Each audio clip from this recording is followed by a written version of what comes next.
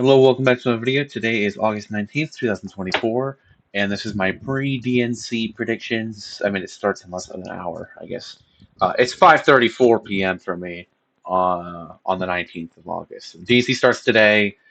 Democrats should be excited for a poll boost or a bump on top of what they've already gotten. And today I'm going to talk about polls and what my actual predictions are compared to the polls because I got every single state in 2020 right, and I have a lot of interesting opinions about this election.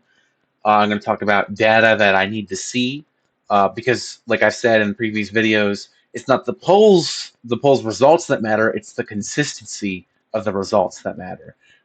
Uh, Obviously, that's why I had Biden winning Georgia and losing North Carolina in 2020. He was shaky in North Carolina and Florida, and he was consistently leading by one or two the last like 3 weeks towards the election in Georgia.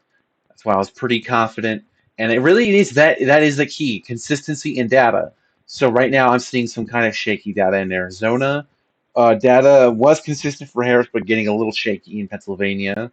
I'm seeing Harris starting to consistently lead in North Carolina. Obviously, that's not going to be my prediction. I'm just going to start getting into it because I made this video a couple days ago, and then I was going to post it today, and then and then I looked at the time, and it was 47 minutes long, and I'm like, oh God. So let me just, uh, I'll go over this quicker this time. So the states I'm filling out right now means safe Republican, which means 15 points or more towards the Republican.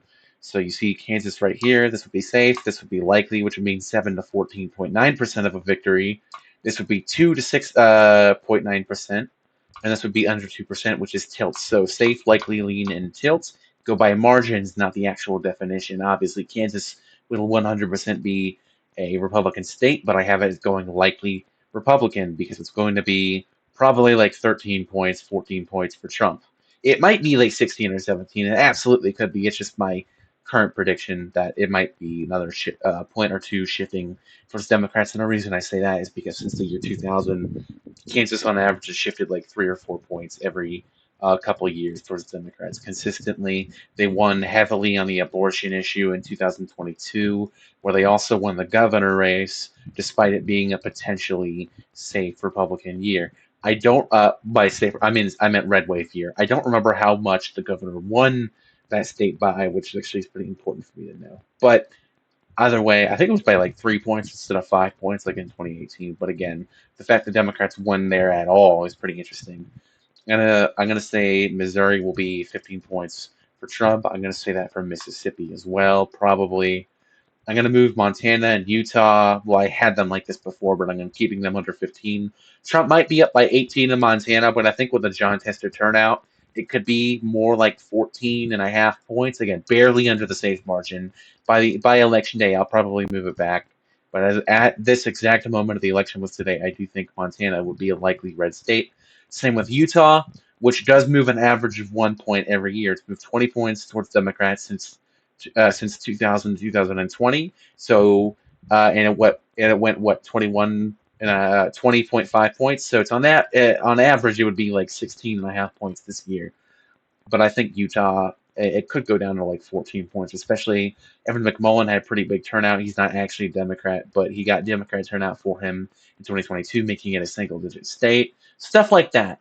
But I do think that the gerrymander might worsen the turnout that they did because Democrats actually had a seat here in 2018, I believe. They lost it in 2020, but it was still close. Uh, Point being is it's not as safe as states like Wyoming, South Dakota, North Dakota, obviously. It's still red for another like 10 years probably, but it's just on that margin. And if you don't trust me at all, again, remember, I got every single state right in 2020. I feel like I have to keep saying it because people don't really understand how hard that is. The fact that I had blue Georgia but red North Carolina, which could be the opposite this year. Who knows? And then obviously I made a video that I released that said Alaska's turning blue, and people are like bullshit. And then less than a week after LTE, Let's Talk Elections, he came out with a video saying the same exact thing. I don't know. I'm not saying he's copying. He probably didn't see it, but it's pretty interesting. And then less than 2 months later, Alaska flipped overnight to on the House level. for a special election, and then the Democrats won it again in November by double digits. So I found that pretty interesting.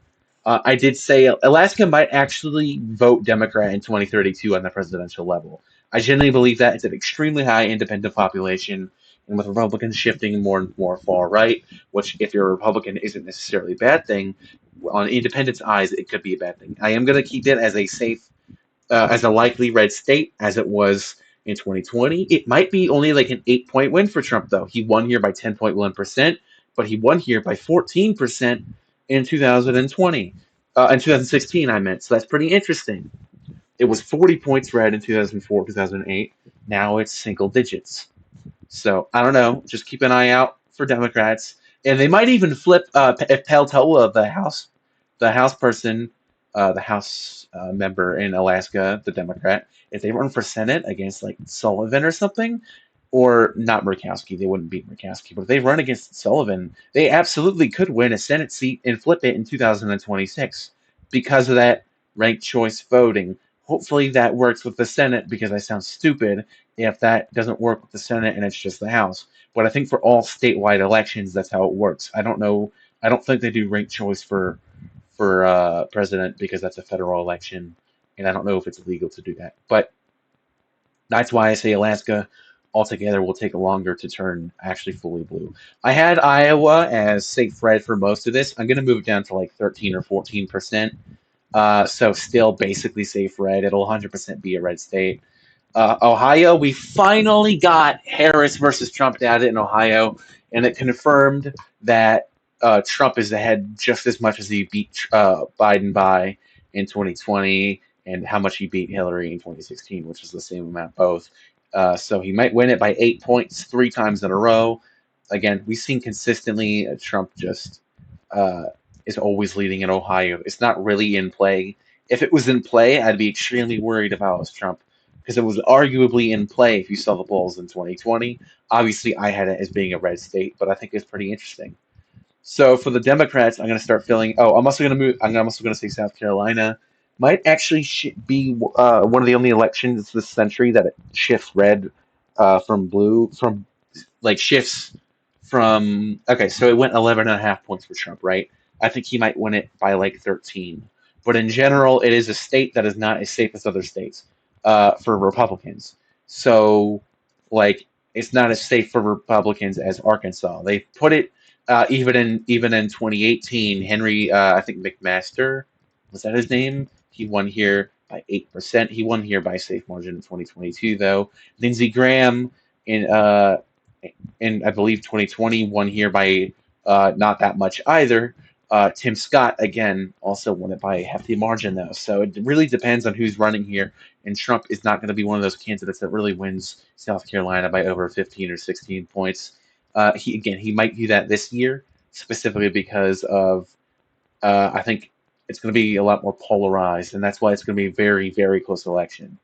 I'm going to move Nebraska's 3rd district, and Nebraska at large will be safe red. Nebraska at large, while it used to be a lot more red, is now only 19 points blue, and it shifts an average of it shifted 7 points towards Democrats from 2016 to 2020. If that happened 2 years, if that happened 3 more times in a row, it would be blue in 2032. Obviously, Alaska is not going to be in play in 2032. I'm just saying it had a lot of recent blue shifts. It's had pretty good turnout in Omaha. If Democrats actually hold on to that Omaha district, which they have them doing, that turnout will be very high, and that could move Alaska into a more competitive area in 10 years. Obviously, that Democrats are doing the same thing in Nebraska as they did in Utah in 2022, where that was a single-digit race. I've seen I forgot the name of the guy who's Osborne, that's his name. Osborne, the independent, who has a Democrat endorsement, has been polling ahead of Deb Fisher. I've also seen Deb Fisher up by 20. But the point is, the fact that there was any polling data that showed that as a close race is pretty interesting, and it shows that Nebraska might be talked about in like 10 years. Again, I shouldn't be talking so far into the future. I should make a separate video about that, because obviously I've only mentioned states that are turning blue, like Utah, Texas, Kansas, Alaska. I wouldn't say South Carolina has really been making any specific shifts, but I will say it's still closer than usual for other safe red states. So let me mention some states that are turning red. Is the safe state of New York. If you look at New York's cities elections from 2008, 2012, some of 2016, almost all of these counties, including the Bronx and Queens, have shifted red from 2016 to 2020. A lot of the polls have showed Harris only being up here by like 12. Most I've seen her up by 13 in New York, which obviously I think that is a heavy understatement because obviously Democrats outperformed the polls in 2022, but barely, and it was still not a safe state in 2022 for even Chuck Schumer, where he only won here by what 13, 14%. I still think Harris wins here by around 19%, but that's something that the Republicans should be looking out for. Same in New Jersey. That's moderate Democrats right here, and again, both parties have gone more towards their side. Democrats are more left than they were 30 years ago. I mean, they're not that much more left. Republicans are absolutely a lot more right than they were 10 years ago. But it looks like Democrats are drawing away some of the independent support in safer blue states like New Jersey, and New York, and Connecticut.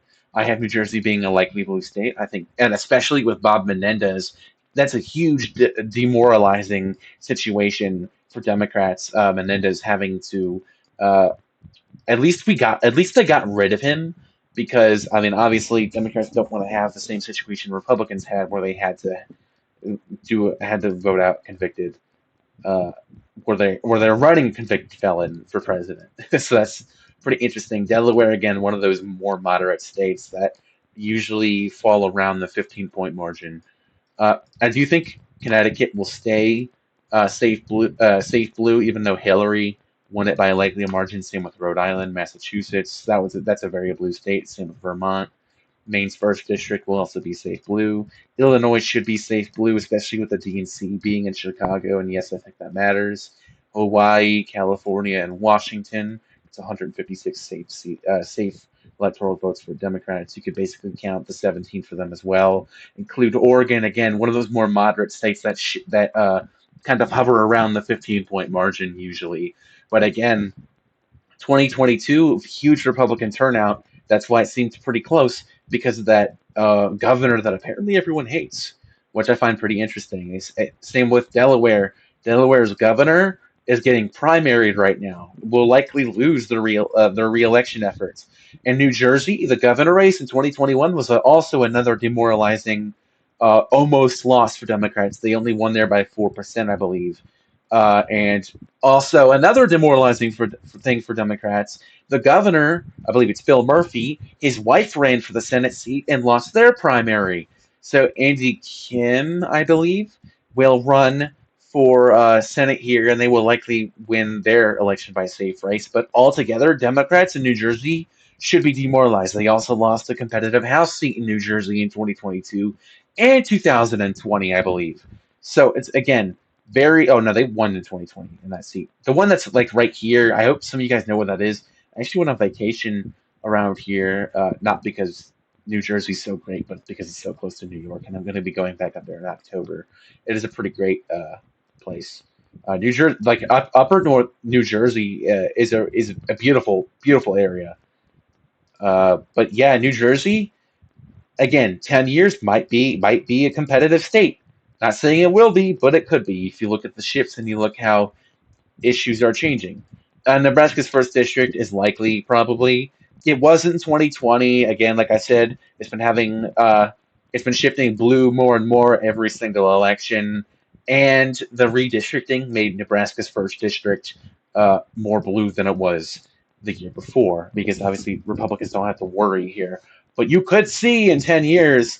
Obviously, I said in 10 years, Nebraska still probably won't be blue, but Nebraska's first district absolutely could be, depending on how the redistricting there works. So I don't know. Watch out for that one singular electoral vote, Democrats. You could get that. Not this year, obviously. Florida, I'm going to give Donald Trump a 7.48% win. I know that's very specific, but I think that's a very easy margin. I think he could win by. It's not in play. I've seen a couple polls that were Harris is within margin of error. Nothing that really shows her Nothing shows her in competitiveness of winning Florida. We finally had Texas data, which is why I'm happy I didn't upload the last video, because within the last couple days, Texas data came out. Harris is only down 6 points, which again should be good for Democrats because that's around the same amount Trump won by, 5.6%. I do think polls this year are a lot more accurate than before. In 2022, they were roughly pretty accurate. Democrats outperformed only in a couple areas, but Republicans barely outperformed anywhere. So, if anything, this would be better for Democrats. They might only lose Texas by like 4%. Uh, even Ted Cruz's internal poll had him only up 3% in his Senate race, which is why I posted that poll, that video I meant about Texas being more competitive than Montana. Funnily enough, after I posted that video in Montana, later that day, a poll came out where John Tester was up 5%. Democrats would be ecstatic to win in Montana. In a poll, I might actually release a full video talking about that poll because that poll had a lot of interesting data in it if you go and read the data, where around half of Republicans didn't know that it would probably control the Senate. Montana's race would. Again, we see more data consistently with Sherrod Brown leading undecided voters and leading by 5 and 6% in Ohio, sometimes 4, but I've yet to see him against Marino lead by under 4% or lose in any poll either. New Hampshire and Maine should be likely states. I think I need to explain that. You could have argued a Trump tilt win in New Hampshire against Biden, but Harris is doing so much better everywhere, and including just New Hampshire specifically and independent voters. And even white voters, she's doing better with white male voters. I saw her polling at again, polling doesn't matter. I've seen her down 3 on 18 to 29-year-olds, and I've seen her up 26 or 29 on 18 to 29-year-olds. It's really it doesn't matter. Harris needs her young vote to turn out, and in swing states, that's going to be a lot of them. That's why Democrats are favored in a lot of them right now. I'm going to say she wins by 8% in New Hampshire. She could win by maybe 5% at the worst, I think. The Maine 2nd District should be likely red. I shouldn't really have to explain that. Tim Walz in Minnesota kind of keeping things well up there. Colorado and New Mexico should also be likely Democrat. Where again we see Democrats up there, usually 10 points. We haven't had that much New Mexico data, but it has shown to be pretty close in some of the elections. That like pretty close, as in only 6 points in a lot of the data. Very concerning for Democrats in New Mexico, but I think the general shift here, obviously, is that it's still a blue state. Democrats shouldn't have to worry about even going to New Mexico. I advise Harris goes to visit here once, maybe twice, just to avoid a worst-case scenario that Hillary refused to try and do in the Rust Belt. She didn't even visit Michigan like once, or Wisconsin. I think she went to Pennsylvania a lot, but other than that, she didn't really go to Wisconsin or Michigan. She was pretty confident. And the next state I'll give Donald Trump, I'm going to give him Georgia. I see him consistently leading up here, even with the Harris bump, the DNC bump. And if the only way Harris wins here is she gets a huge DNC bump, and Trump keeps going back to Georgia, because last time he went to Georgia, he went to Atlanta, started calling them trash and lower class people. So yeah, and that did hurt him in Georgia, where he was up 6 and 7. He's only up in Georgia like 3 and 4. The last poll I saw in Georgia, it was tied, but I do think Trump is currently winning here by a couple of points. I am going to say Harris is going to lose here by under 1%, but if Harris wins Georgia, chances are, based on our consistency of data and how good the turnout looks to be in North Carolina and voter registration numbers, and how we might get Democrats might get bigger registration numbers, the governor race. Right now, everything's going their way in North Carolina. If they win Georgia and North Carolina, they don't even need Pennsylvania. So that's pretty interesting. But I will give Trump Georgia. I will give him North Carolina by a very small margin. But if North Carolina goes blue, don't be surprised. It absolutely could happen, especially with the governor race. I think is heavily affecting things. I think the only reason that it didn't, the only reason that the governor race didn't affect anything in 2020 is because everyone expected it to go blue, and no one really knew anything about the candidates. Roy Cooper was already loved, but now Democrats are coming out in North Carolina for a different reason. It's because they don't like that Republican candidate. So even though if there's disenfranchised or disencouraged or Democrat voters in North Carolina, they'll still probably come out and vote because of Robinson being a horrible candidate for the governor race, which I have going blue by around 4% right now. I'm going to give Harris Virginia, but we haven't seen any Virginia polls whatsoever since Harris has entered the race. Nothing. Not one single poll after July 21st. Not a single poll. And that really worries me because the last poll, she was down 4% here. So as a Democrat, it is pretty interesting to see Virginia. We need data here. We need data here. We need data in Montana. We need data in Texas' Senate race. We need data. Do we need data anywhere else, really? I don't know if I'm worried about. I guess we need more data in Georgia. We're only getting like one poll there a week now. Definitely need more North Carolina polls because the last three I've seen, Harris is up one. I don't know if I want to see any more Nevada polls. They are back and forth repeatedly. I've seen Harris +5 and Trump +5, back and forth and back and forth. It's not even by little margins. Although I'd say overall she is losing here in Nevada, where I have her losing by 1.2%. I'm gonna. So this gets pretty interesting because Trump just needs to win either Michigan or Pennsylvania to win this election, or she could go ahead, or he could go ahead and win Nebraska's second district in Arizona and tie this election. But I am going to go ahead and give Harris Nebraska's second district like I did earlier. I'm giving her Arizona by a tilt margin. Republicans had a huge Republican turnout for registration in July, but after Harris came in, those polling numbers dropped heavy.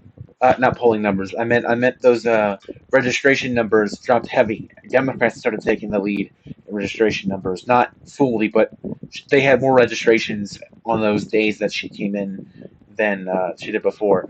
And then we have yet to see August's registration, but I have a feeling Democrats have outdone Republicans in August as well, as they are more focused on the defense right now in states where they were already leading, especially in Pennsylvania, the most important state of the election. So this gets pretty interesting. Blue Arizona, but red Georgia and red Nevada.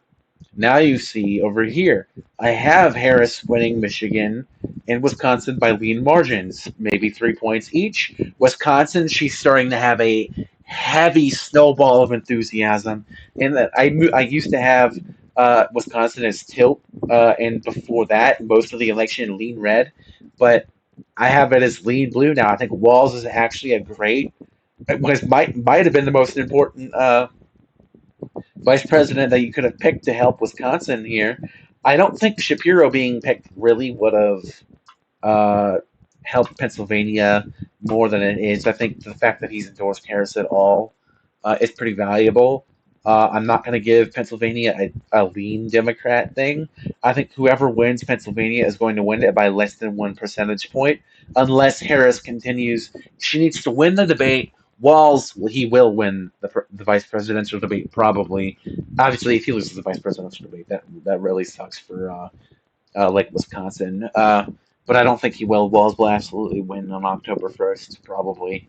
I say absolutely, and then I say probably, because I'm not actually sure. But he should win.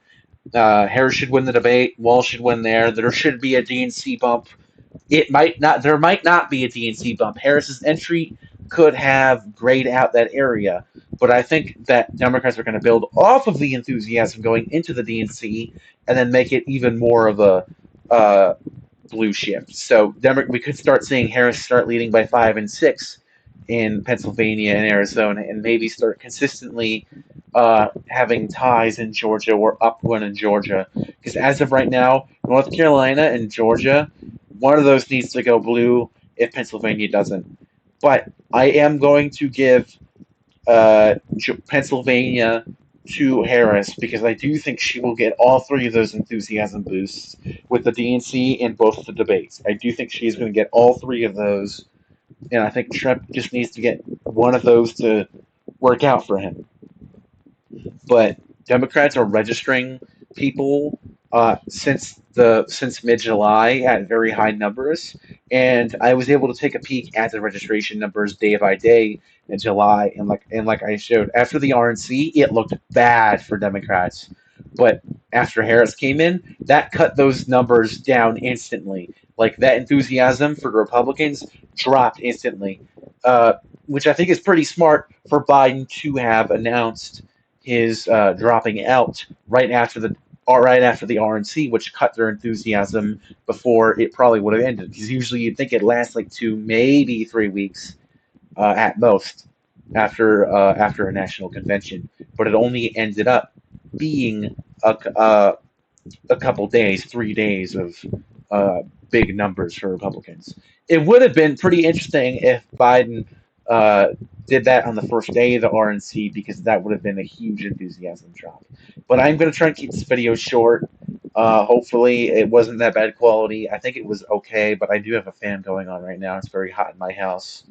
So, and I just tried to go as fast as possible. I might actually make a video going into that Montana poll. I'm probably going to make another video going over another poll I saw today, which is pretty interesting if you go into the poll. Usually I only post my predictions, so I'm curious if anyone wants to see anything else, like analyzation of polls or just news in general, how things will happen. Obviously, there's another thing that happened that might actually hurt Trump a lot, is he tweeted uh, for one, he tweeted fake AI images of Harris's rallies and tried to pretend that they were fake people. He didn't make the AI images, but he didn't tweet them. My bad. He Truth Social posted them or whatever. I'm gonna just say tweet because it's basically what that platform is. It's just a circle jerk for Republicans to lie. And again, if you're just going to constantly lie online, it's not usually going to win you an election. They had it in the bag in July and June after that debate. I actually had Trump winning Wisconsin, Michigan, not Michigan, but Wisconsin, PA, Arizona. I had him winning in all of those, and he had a very good win. But he's just shooting himself in the foot like a fucking idiot. And as a Democrat, I'm pretty happy about it. But I'm also very confused about it. Is it really the ego for him that is responsible for it? I don't know. Let me know your thoughts. I'm going to go now and try and upload this today. Might upload it tomorrow. So have a good day, everybody.